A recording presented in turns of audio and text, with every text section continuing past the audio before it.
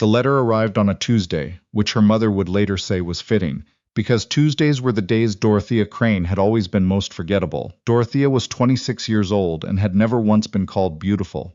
Not by her mother, not by her sisters, not by the boys in town who had grown up alongside her, and learned early to look past her toward whichever Crane girl stood nearest. There were three of them, Dorothea, then Rosalind, then little May, and the order of their mother's affection had never been much of a mystery.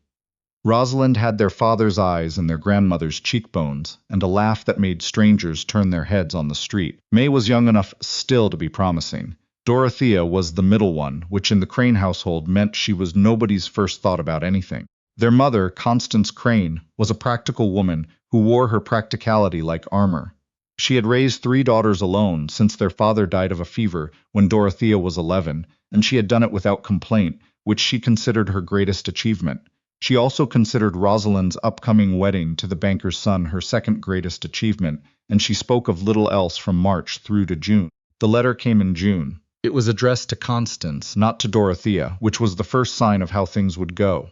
A rancher up in the Alberta foothills, a man named Sullivan Briggs, 41 years old, widower, 200 and some acres of grazing land, had written through the same agency that had placed the Hendersons' daughter out west the previous spring. He was looking for a capable woman, a hard worker, someone who understood that a ranch was not a parlor, and a foothills winter was not a Sunday drive.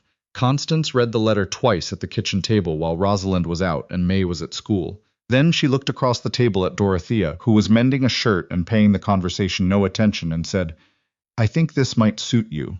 Dorothea looked up. "He doesn't ask for beauty," Constance said, which was the kindest and most devastating thing her mother had ever said to her in the same breath. Rosalind found out that evening and could not stop laughing.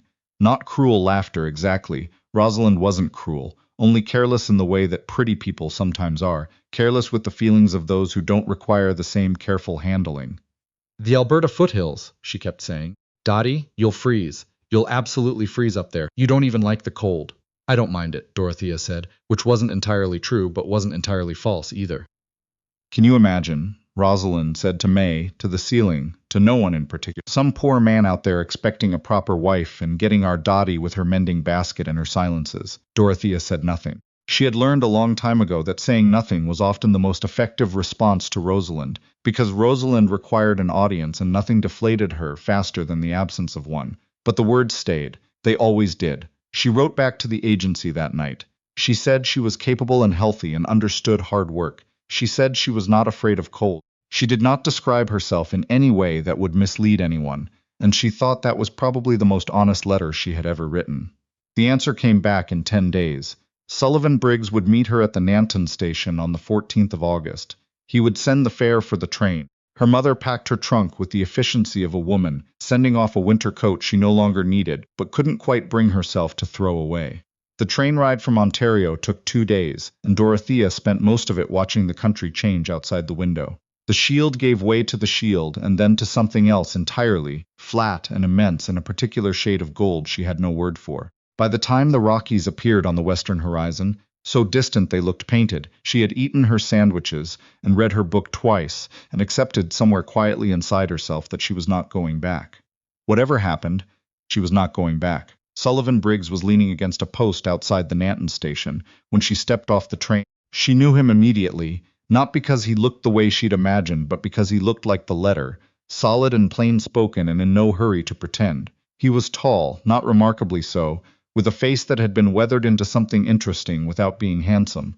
He held his hat in both hands in front of him, which she would later understand was a habit of his when he was uncertain about something. He looked at her for a moment. Not the way Rosalind would have looked at her, cataloging and finding wanting. He looked at her the way you look at a weather system coming in from the west, trying to take an honest measure. "Miss Crane," he said. "Mr. Briggs," she said. That was the entirety of their first conversation. He picked up the heavier of her 2 bags without being asked and walked her to a truck that was considerably older than she was, and they drove north and west for nearly an hour without saying much of anything, and Dorothea did not find the silence uncomfortable, which surprised her, because she had always been told she was the awkward kind of quiet rather than the peaceful kind. The ranch sat at the base of a long rise of land that swept up toward the foothills proper. The house was not what she had hoped for and not as bad as she had feared. It was square and functional and in need of paint on the south-facing side. There was a barn that was in better repair than the house, which told her something about the man, and a vegetable garden that had been started and then neglected for what looked like a season or two. There were mountains at the back of everything, close enough to feel like walls, and the sky above them was the kind of sky you only get away from cities, vast and indifferent and quietly magnificent. A boy was sitting on the porch steps. He was perhaps 8 or 9, dark-haired and watchful, with his father's habit of holding still when he wasn't sure of something. "This is my son," Sullivan said. Theo. Theo looked at Dorothea with the frank assessment that children manage before they learn it's impolite. Then he said, "Can you cook?" "Reasonably well," Dorothea said. "Dad can't," Theo said. "We've been eating the same 4 things for a year," Theo, Sullivan said. "It's true," Theo said, not unkindly. Dorothea looked at the boy and felt something she couldn't name yet, something between amusement and recognition. She said, "What are the 4 things?" Theo counted on his fingers. "Tinned beans, bread when he remembers to buy it, and the stew, but the stew is always wrong." "What's wrong with the stew?" "It's sad," Theo said with complete seriousness. Dorothea nodded as if this were useful information, which she found it was. "I can fix a sad stew," she said, and that, more or less, was how it began. The first weeks were harder than she let on in the single letter she sent her mother. The work was physical in a way she hadn't anticipated. Not impossible, but Constant, the kind of tired that goes into your bones rather than just your muscles. She was up before the sun every morning to tend the kitchen stove, and the garden needed more attention than it looked, and there were fence lines that wanted mending and a chicken coop that was a disaster in every dimension. Sullivan worked from before sunrise until after dark and spoke in the particular clipped sentences of a man who had spent too long with only himself and a child for company. He was not unfriendly, he was not warm. He occupied the same spaces as her, without quite inhabiting them together, like 2 people who have learned to move around each other in a kitchen without ever establishing a pattern. She found her pattern anyway. She took the garden first because it was the most visible disaster. She pulled 3 wheelbarrow loads of weeds and found good soil underneath, darker and richer than she expected, and planted the second half of the summer season as fast as the frost calendar would allow. She fixed the chicken coop with lumber she found in the barn, and a technique her father had shown her once. He had been a man who believed daughters should know how to do things, which had seemed unnecessary at the time, and turned out to be the most useful thing anyone had ever given her. She reorganized the kitchen so that the things used daily were at hand, and the things used rarely were out of the way. A small change that somehow made the room feel larger. She did not ask Sullivan's permission for any of it. She simply did it and waited. He noticed the garden first. He came in one evening and said, "You put in carrots. Late in the season, but they might come," she said. "Beets will definitely come." He nodded once, the way he nodded at facts that were simply true, and that was the end of that. He noticed the kitchen next, though he said nothing about it for 3 days, only moved through it with the slightly increased efficiency of a person working in a better organized space. On the 3rd day he said, "Where did you put the coffee tin?" "Second shelf, left side," she said. "Used to be on the counter. I can put it back." He thought about it. "No," he said, and that was the end of that too. The first time she heard him laugh was at Theo's expense and over something she can't remember now, some mishap with the barn cat and a pail of water that resulted in a very offended cat and a completely soaked boy. It was a short laugh, quickly returned to wherever it came from, but real. The kind of sound that tells you there's more of it somewhere, stored up. She thought about that laugh more than she should have. She thought about it at night when the house had gone quiet, and the mountains were just a dark shape against a slightly less dark sky, and the coyotes were talking to each other somewhere in the distance. She lay awake and listened to the ranch settle around her and thought, "I don't know what this is yet, but it isn't nothing." Her mother's letter arrived in September, forwarded twice and battered at the corners. It said largely that Rosalind's wedding had been very beautiful, and that May had a beau who seemed promising, and that Constance hoped Dorothea was making herself useful. There was a postscript that said, "I hope the rancher isn't disappointed." Dorothea read it twice and then set it in the stove. Not in anger. She had moved past the kind of anger that requires a source to burn. She set it in the stove because it said nothing that needed to be kept, and because the kitchen was cold that morning and the paper caught well. What she hadn't expected, still, even after months, was Theo. Theo was a quiet boy who had learned to occupy himself during the long stretches when his father was working and there was no one else. He had a system for it. Books and a collection of rocks that he organized and reorganized according to criteria that changed regularly, and a particular way of watching the animals on the property that was less like a child playing and more like a naturalist taking notes. He noticed things. He was the one who told her the old mare was favoring her left front leg before anyone else had seen it. He was the one who pointed out that the cloud formation to the northwest on a Tuesday afternoon in October was not in fact a typical cloud, and was right about what followed. He had started following her around. Not intrusively. He maintained a respectful distance, the way a barn cat will orbit a person it's decided to trust, but present, available. When she was in the garden, he would often appear and crouch nearby and ask questions about what she was doing, real questions, the kind that require actual answers, rather than the simple approval variety. She answered them honestly, including the times when the honest answer was, "I'm not sure," or "let's try it and see." One afternoon in October, when the light had gone that particular amber that meant the cold was coming for real, he sat across from her at the kitchen table while she was making bread and said, out of nowhere, "Dad talks about you." She kept her hands in the dough. "Does he?" "When he thinks I'm asleep," Theo said. "He talks to himself sometimes. It's always about the ranch or the weather or the fences. But lately it's sometimes about you." "What does he say?" she asked, because she was only human. Theo considered this with the seriousness he applied to most things. "He said you fixed the gate he's been meaning to fix for 2 years," he said. And he said, He stopped. "What?" He said, "You're the kind of person who notices what needs doing and does it without making a fuss." He said that's rarer than it should be.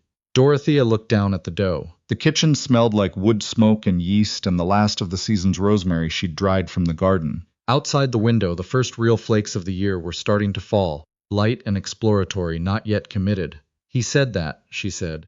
Verbatim, Theo said, with the particular satisfaction of a child who has recently learned a word and is deploying it correctly. She didn't say anything else about it, but something had shifted. Something had been named, even obliquely, even by a 9-year-old relaying a conversation he'd half overheard in the dark. She had been seen, not the way her mother saw her, cataloging deficits, not the way Rosalind saw her, as a useful contrast. The way you see something you've come to depend on without quite realizing when it happened. She did not know what to do with this information, so she finished the bread. The conversation with Sullivan happened on a Sunday in November, which surprised her because Sullivan didn't generally initiate conversations so much as respond to them when they became unavoidable. He found her in the barn, working on a harness that had been cracked along one of the straps for the better part of the season.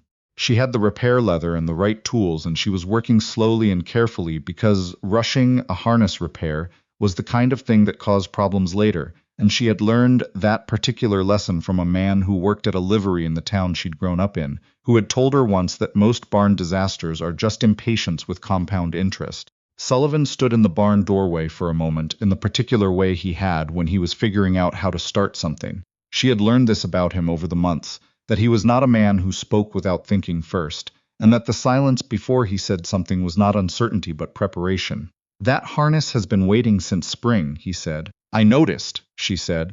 "I kept meaning to get to it, I know." He was quiet for a moment. Then he said, "I owe you something." She looked up at that. "I didn't make this easy," he said, "when you came." "I know I didn't." He was looking at the middle distance, the way people look when they're choosing words rather than making eye contact. "I didn't know what to expect, and I expected it anyway. That's not fair, to anyone." Dorothea set down the harness carefully. "It wasn't a simple situation," she said. "No," he said. "But you showed up anyway, and you worked like you'd been here your whole life, and you fixed the gate, and the garden, and the chicken coop, and God knows what else, and you." He stopped, tried again. "Theo's different, since you came. He talks more." "He brought home a friend from school last week, which he has never done before in 3 years. That's..." He stopped again. She waited. "That's not nothing," he said finally quietly. "None of it is nothing." The barn was very still outside. The snow had been falling since morning, the serious kind now, the kind that meant it, and the light through the high windows was that particular white that has no shadows in it. "I know what people back home thought," she said, "about why I was the one who came, why I was the one they..." She stopped herself. "I know I'm not what anyone would have first thought of." Sullivan looked at her then, direct, the way he looked at things he was making an honest assessment of. "I don't know what they thought," he said, "and I don't care about it." "What I can tell you is what I think, which is that I have not once, since the day you arrived, had to wonder what you'd do, or whether you'd do it. That's..." He turned the hat in his hands, that old habit. "That's not a small thing, where I come from." Dorothea was quiet for a long moment. The snow fell. The mare shifted in her stall. "Where you come from," she said finally, "and where I come from too." Sullivan looked at her, and something in his face changed, not dramatically, not the way faces change in stories, but in the small incremental way that real things change, the way water works on stone, slow and patient, and eventually permanent. I'd like you to stay, he said. Not because of the arrangement, because of, he gestured, a bit helplessly, at the barn, the property, something larger than either, because this is what I want this to be, if it's what you want too. She thought about the letter on a Tuesday. She thought about her mother's face, and Rosalind's laughter, and the train and the goldfields out the window, and the first morning here when she'd stood in this yard at 5 a.m., and the sky was so full of stars she had genuinely stopped walking. She thought about Theo and his sad stew and his rock collection and his verbatim. She thought about the particular silence of this place, which was not the silence of being ignored, but the silence of being somewhere real, somewhere that existed fully even when no one was performing it for anyone else. Yes, she said, this is what I want this to be. Sullivan nodded once, the way he nodded at things that were simply true. They finished the harness together, because there was still light and it still needed doing, and that was how they were. Practical in the way that people are when they've decided something and don't need to keep saying it. By the time they came in for supper, Theo had somehow already known, the way children know the temperature of things before adults have checked the thermometer, and he said nothing about it but made room at the table and passed the salt without being asked and looked, for the first time in perhaps a long time, like a child who expected tomorrow to be more or less like today. That night, after Theo was asleep, and the house had settled into its nighttime sounds, Sullivan and Dorothea sat at the kitchen table with coffee they didn't really need, and the snow fell past the window, and the mountains were out there somewhere in the dark, patient and enormous and utterly unconcerned with anyone's opinion of them. She thought, I have been in this house 5 months, and I already know which board on the stairs creaks, and how to bank the stove so it lasts till morning, and exactly what kind of silence means the weather is about to change. I know the sound this particular wind makes when it comes off the ridge and the way the light falls across the yard at 7 a.m. in October and what Theo looks like when he's trying not to ask a question he badly wants to ask. She thought, I didn't come here because I was wanted. I came here because I was sent. But I am staying because I want to stay, and those are not the same thing at all, and the difference matters more than I would have known how to say on a Tuesday in June when a letter arrived, and my mother looked across the kitchen table and saw someone she finally had a use for. She was staying because this was hers now. This cold, this sky, this man who talked to himself in the dark about gates and weather, and someone who noticed what needed doing. This boy with his rock collection and his honest questions. This barn and this garden and these mountains that don't care what you look like or what anyone back home thought you were worth. She was staying because she had found the thing she hadn't known she was looking for, which is not a place and not a person but a feeling. The feeling of being somewhere that is fully real, where you are fully yourself, where the silence around you is not the silence of being overlooked, but the silence of belonging so completely that no one needs to say it out loud. Sullivan looked up from his coffee and met her eyes, and he didn't say anything, and she didn't either. Some things, it turns out, have moved past the need for language, and that is not an ending. That is the beginning of a life that asks nothing of you but to show up for it every day in the cold and the light, exactly as you are.